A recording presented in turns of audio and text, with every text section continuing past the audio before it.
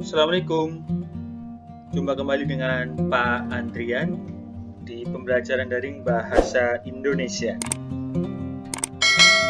Teman-teman semua, kali ini Pak Andrian seperti biasa akan menerangkan kembali materi tentang menyusun laporan hasil observasi atau biasa disebut dengan LHO. Jadi biasanya di dalam bahasa Indonesia itu di kelas 10 khususnya terdapat materi tentang teks laporan hasil observasi atau biasa disingkat dengan LHO.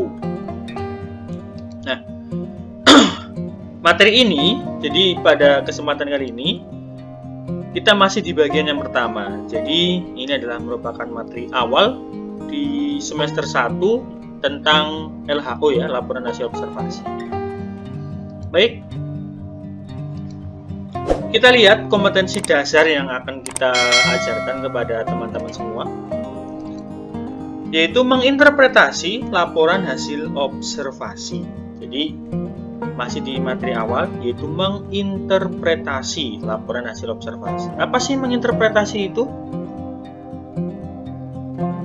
Jadi menginterpretasi ini merupakan kegiatan mencari isi ya, atau makna. Jadi kegiatan menginterpretasi ini adalah kegiatan mencari isi dari sebuah laporan hasil observasi. Jadi kita nanti akan menyajikan sebuah contoh laporan hasil observasi, kemudian nanti kita akan pelajari isinya itu apa saja. Jadi ceritanya tentang apa saja ya. Kita lanjutkan. Nah,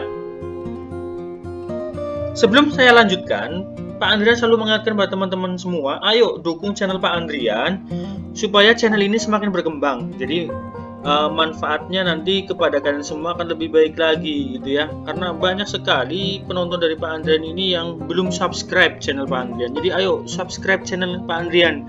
Gratis teman-teman semua, gratis lagi. Ayo gabung di pembelajaran bahasa Indonesia secara daring ya di video Pak Andrian ini gitu ya. Ayo cepat dukung channel Pak Andrian dengan cara subscribe, kemudian like, komen sebanyak-banyaknya, dan juga share ke teman-teman semua atau teman-teman kalian semua, sehingga teman-teman kalian semua juga mendapatkan ilmu yang sama seperti kalian ya. Kita lanjutkan. Nah, jadi tujuan pembelajaran kita kali ini yang pertama, siswa mampu mengidentifikasi isi teks laporan hasil observasi atau LHO. Jadi pada tujuan pembelajaran ini yang pertama, nanti kalian akan mengidentifikasi ya atau menemukan atau memilah-milah menelaah tentang isi teks laporan hasil observasi. Nah, itu yang pertama. Kemudian, nah yang kedua, siswa mampu menyusun ringkasan isi teks laporan hasil observasi. Ringkasan ya teman-teman. Nih, ringkasan. Jadi nanti teman-teman semua setelah menemukan isi, kemudian nanti kalian dilanjut dengan menyusun ringkasan isinya. Jadi setelah kalian menemukan isi, tidak lantas langsung selesai seperti itu saja. Nanti ketika ditanya oleh gurunya, lupa lagi ya. Oleh karena itu langsung setelah menemukan isinya, kalian diminta untuk menyusun sebuah ringkasan dari isi teks laporan hasil observasi. Ringkasan ya.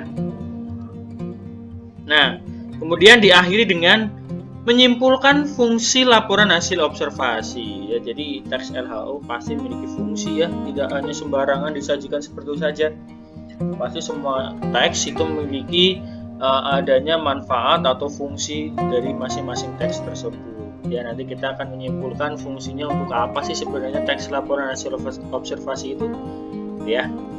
Ini ketiga tujuan yang nanti akan kita dapatkan atau kalian dapatkan di dalam video pembelajaran kali ini ya. Nah, kalau ada pertanyaan ataupun pernyataan kalian atau komentar, silahkan kalian berikan komentar sebanyak-banyaknya di kolom komentar ya yang ada di bawah. Tuliskan komentar kalian. Kita lanjutkan. Baik. Yang pertama ya, mengidentifikasi isi sebuah laporan hasil observasi. Nah, bagaimana sih caranya? Jadi yang pertama, untuk mengidentifikasi isi teks LHO itu pasti kalian harus membaca secara penuh teksnya gitu ya. Membaca secara penuh isi dari teksnya. Jadi kalau tidak dibaca tidak akan mungkin kalian bisa menemukan isinya.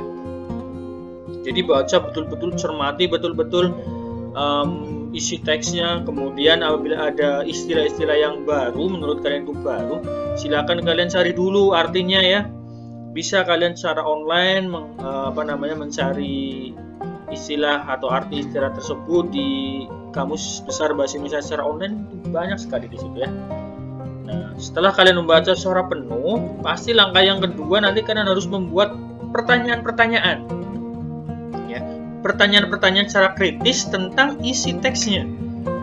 Ya, sehingga nanti pertanyaan-pertanyaan ini akan menimbulkan sebuah gambaran secara umum tentang isi dari sebuah teks. Nah, nanti kalian yang kedua ini sekali lagi akan diminta untuk membuat pertanyaan-pertanyaan.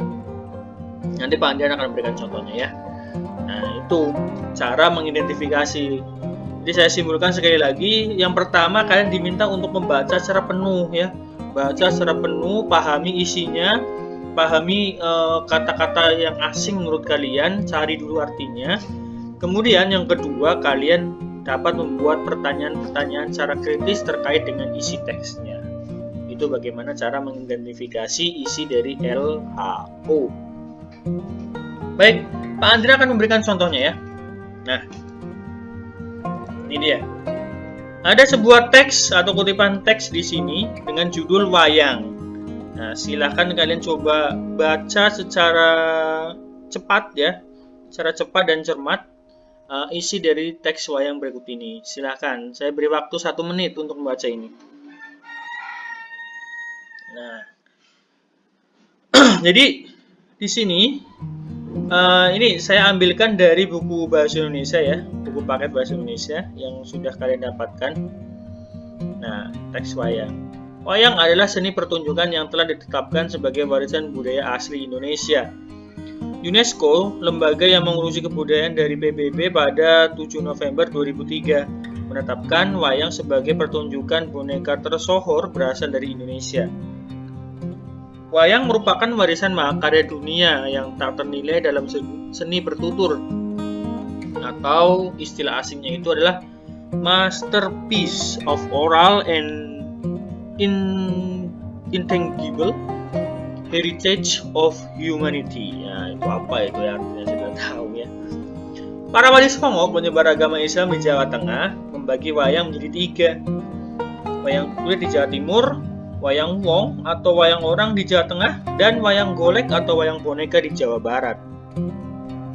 Penjenisan tersebut disesuaikan dengan penggunaan bahan wayang ya.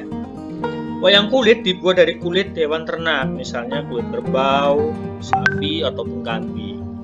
Wayang wong berarti wayang yang ditampilkan atau diperankan oleh orang. Wayang golek adalah wayang yang menggunakan boneka kayu sebagai pemeran tokohnya. Selanjutnya, untuk mempertahankan budaya wayang agar tetap dicintai, seniman mengembangkan wayang dengan bahan-bahan lain, antara lain wayang suket atau wayang motekar ya. Wayang kulit dilihat dari umur dan gaya pertunjukannya pun dibagi lagi menjadi beberapa macam jenis. Jenis yang paling terkenal karena diperkirakan memiliki umur paling tua adalah wayang purwa. Purwa berasal dari bahasa Jawa yang berarti awal ya. Purwa itu awal, teman-teman. Wayang ini terbuat dari kulit kerbau yang ditata dan diberi warna sesuai dengan kaidah pulasan wayang pendalangan, serta diberi tangkai dari bahan tanduk kerbau bule yang diolah sedemikian rupa dengan nama cempurit yang terdiri atas tuding dan capit ya. Kemudian wayang wong atau bahasa Jawa berarti orang adalah salah satu pertunjukan wayang yang diperankan langsung oleh orang. Wayang orang dikenal dari suku Banjar adalah wayang gung, sedangkan wayang dikenal dari suku Jawa adalah wayang topeng. Wayang topeng dimainkan oleh orang yang menggunakan topeng, maksudnya topeng yang seperti biasa itu ya, tapi memiliki karakter yang berbeda-beda biasanya. Wayang tersebut dimainkan dengan iringan gamelan dan tari-tarian. Perkembangan wayang orang pun saat ini beragam, tidak hanya digunakan dalam acara ritual, tetapi juga digunakan dalam acara yang besar menghibur ya. Nah ini berkaitan kutipan, salah satu kutipan teks dengan judul wayang. Baik ya, sudah kalian baca ya. Nah kita coba identifikasi isi teks LHO ya. Nah, langkah yang kedua setelah kalian membaca, pasti kalian akan diminta untuk membuat sebuah pertanyaan-pertanyaan berkaitan dengan isinya ya, secara kritis. Berarti yang pertama, apakah wayang itu? Nah, kemudian, boleh lagi pertanyaan, kapan wayang ditetapkan sebagai pertunjukan bayangan boneka tersohor yang berasal dari Indonesia? Kemudian, ada beberapa jenis wayang yang disampaikan pada kutipan teks tersebut. Itu 3 contoh pertanyaan berkaitan dengan isinya ya. Nah, kalau kalian sudah mendapati jawabannya, baik kita jawab coba satu persatu. Baik, kita jawab ya satu persatu ya. Yang pertama tadi, apakah wayang itu? Nah, kita jawab. Ada di paragraf pertama ya teman-teman tadi. Nah, wayang adalah salah satu seni pertunjukan yang telah ditetapkan sebagai warisan budaya asli Indonesia. Coba dilihat lagi itu ya di paragraf pertama. Wayang adalah seni pertunjukan yang telah ditetapkan sebagai warisan budaya asli Indonesia. Ya.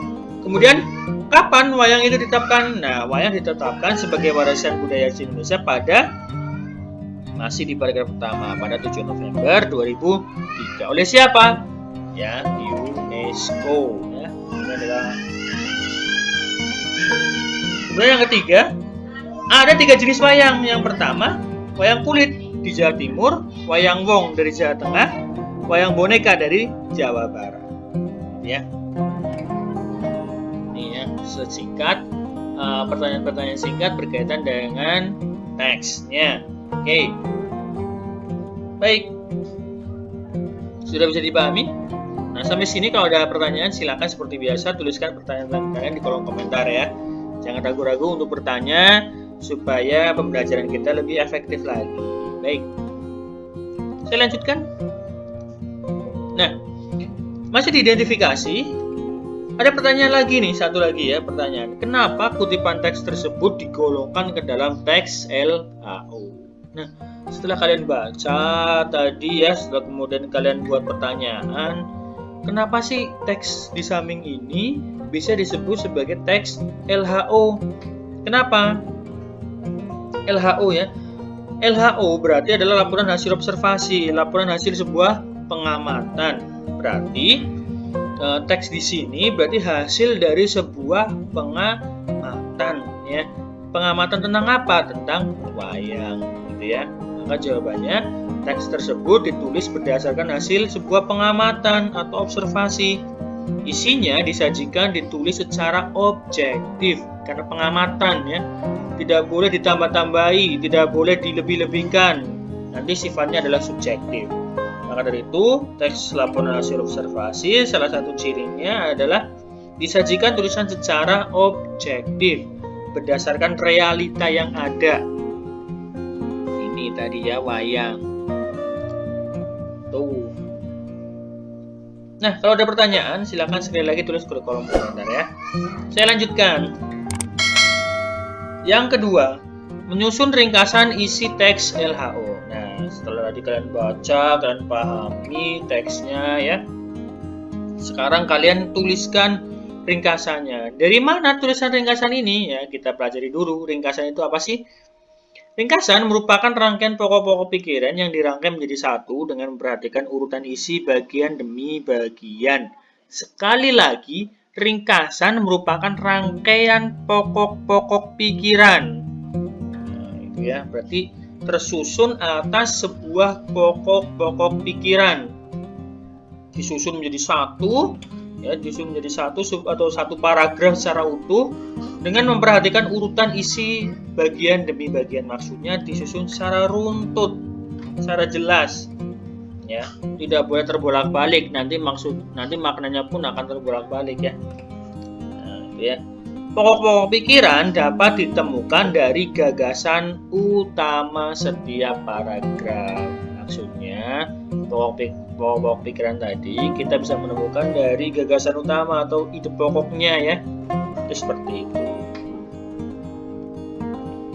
Ya. Silakan kalian cermati dulu di sini. Kalau sudah, saya akan berikan contohnya ya. Baik.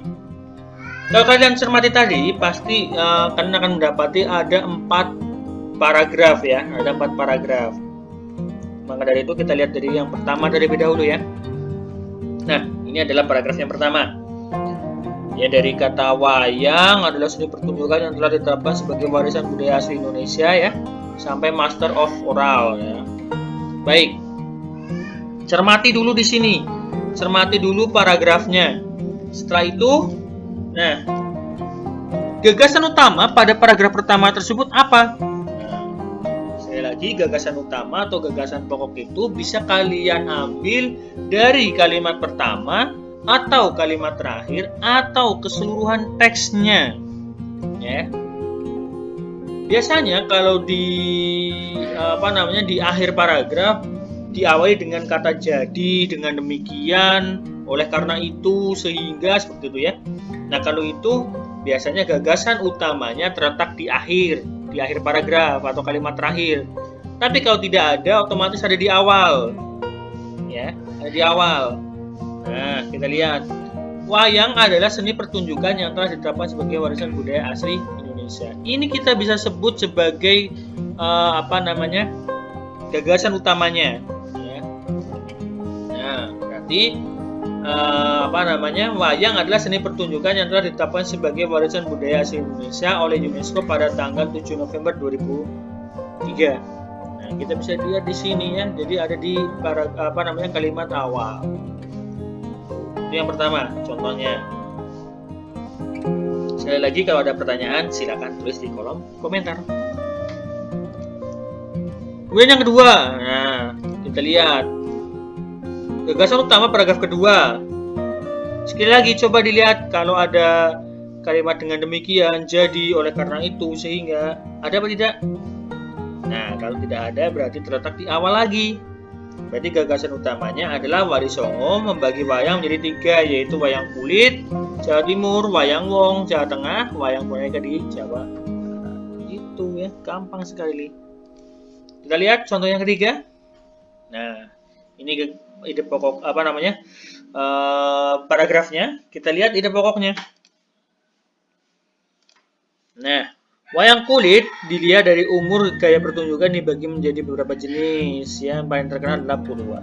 Berarti ada di awal lagi karena tidak ada kata oleh karena itu. Jadi dengan demikian maka di awal lagi. Begitu ya cara mencari gagasan utama. Gampang. Kita lihat yang terakhir. Nah, coba ada lagi apa tidak? Jadi dengan demikian, oleh karena itu tidak ada lagi, berarti di awal lagi. Seperti itu ya.